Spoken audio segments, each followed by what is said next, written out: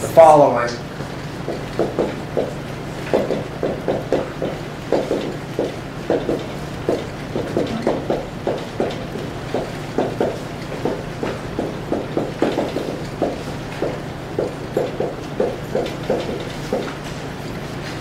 is a plausible reaction mechanism. A three-step mechanism. It's A plus 2B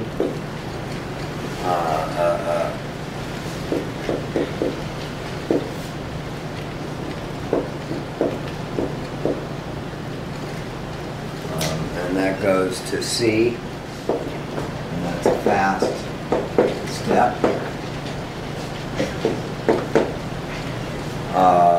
C plus A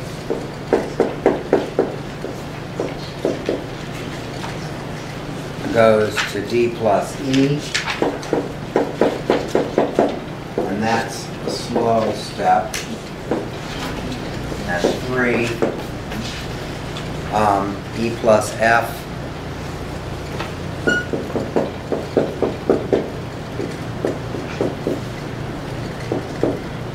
goes to what? F plus G. And that's another fast step. Okay. So given this information, A.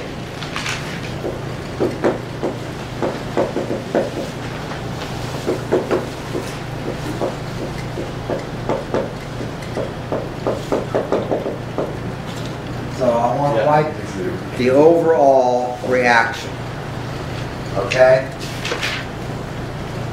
And so the overall reaction, we can go, I'm going to go ahead and start looking for things here, and we'll answer the rest of the question. What is C? Intermediate. It's intermediate. In other words, it's a product that it's produced by the reaction and consumed by the reaction. So that'd be C.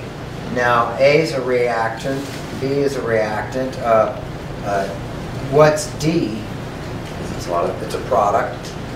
What's E? Intermediate. What's F? Intermediate. That's actually a catalyst. Yeah. F is introduced on the left-hand side. It's not produced by the reaction. It's introduced in the reaction. It's consumed. It's introduced in the reaction and it's produced by the reaction. So it's a catalyst. So the catalyst drops out in the net reaction. D's a product. E drops out. C drops out. I'm left with 2A plus 2B.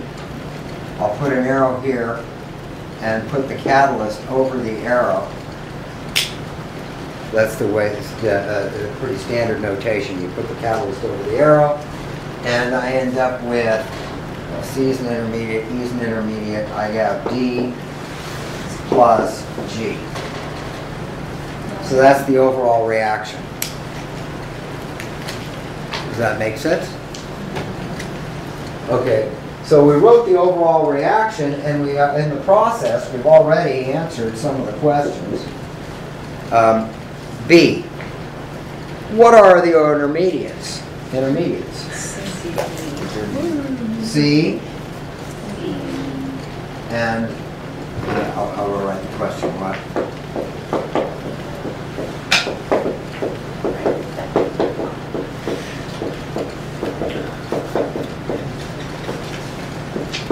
And that would be C and D. And E, I'm sorry. My brain is really getting heated. And they drop out because of Hess's law? Well, no, it's because an intermediate is something that is actually produced in a reaction and consumed in the same reaction. In other words, it's not something that I had control over. I didn't introduce that, I mean, have it in a bottle and add a little bit of that to it. It's something that was produced in one of the steps of the reaction and consumed in a subsequent step. Okay, but you cancel it out on part A because of Hess's law? Well, yeah, with the way we add reactions, yeah. Oh. It's the same as Hess's law in that regard, because Hess's law, when we could add reactions together, so the same thing. If something is a product in one reaction and it's consumed in another, in a subsequent reaction, we add those together, then they drop out, and E drops out, because it's an intermediate. And now F is going to end up dropping out because it's a catalyst. And this is all I'm left with. Yeah, okay. And the catalyst it occurs on the left-hand side. It's actually introduced. It is not something that is produced in a previous step. Okay? It's the old man with the camel. Now C is, which step is the rate determining step? Second. Yeah.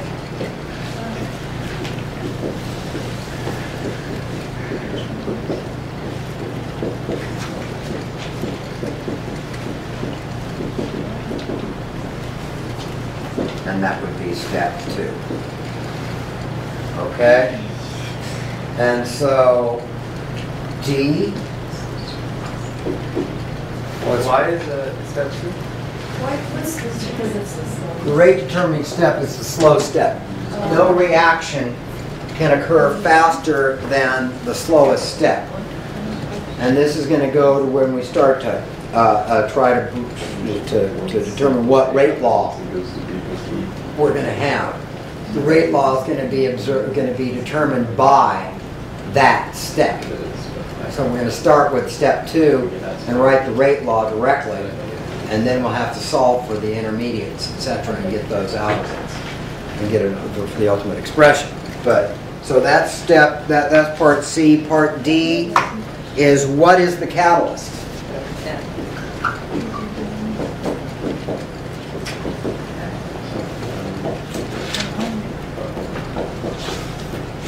And the catalyst is the old man with the camel. F is the catalyst. Just kidding. I won't tell the, well, I'm not going to tell it on tape right now.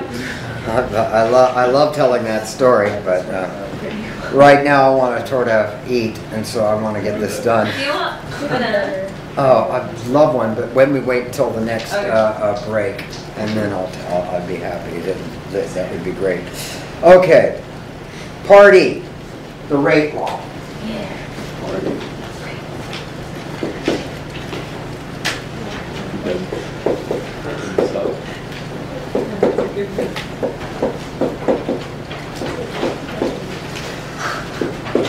Well, again, we've already done all the heavy lifting.